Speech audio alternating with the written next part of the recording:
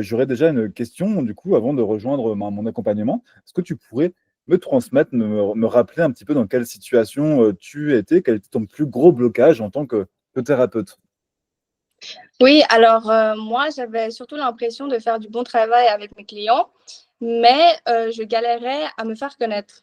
Mmh. Et c'était, je passais des heures sur Instagram à essayer de poster du contenu et au final, ça me ramenait pas grand-chose et c'était surtout très démoralisant parce que je voyais les autres réussir alors que moi, je vivais au jour le jour en espérant que j'aie des nouvelles de monde. Et du coup, tu ouais, pas spécialement de monde. Donc après, effectivement, tu t'es dit: «Bon, je vais me faire, accompagner». Qu'est-ce qui a changé au moment où tu as décidé, où tu as pris cette décision de te faire, aider justement? En fait, je pense que j'ai surtout compris que j'avais pas forcément de problème de compétences, mais de stratégie.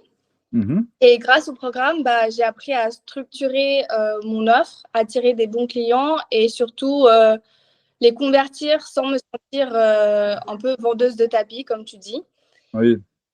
Et aujourd'hui, je remplis mon agenda et sans passer mes journées à prospecter. Voilà.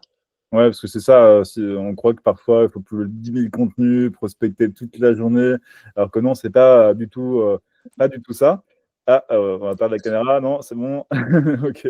Et alors du coup, enfin, je sais, parfois, il y a des gens qui peuvent, ah oui, vas-y, Je pense vas-y. qu'on parle comme aussi, je ne sais pas pourquoi mon téléphone il a décidé de.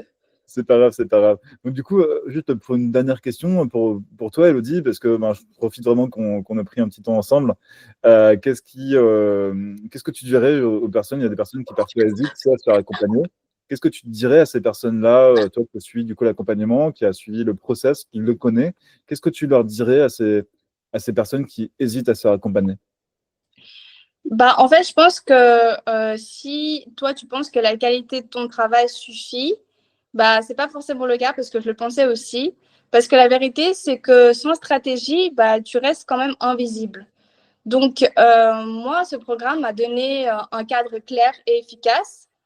Et aujourd'hui, j'ai des revenus stables et je peux enfin me consacrer à ce que j'aime vraiment, Et qu'est-ce que tu aimes? être thérapeute.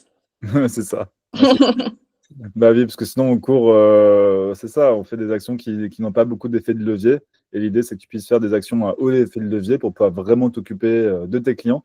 Écoute, merci beaucoup, Élodie pour ce petit retour d'expérience.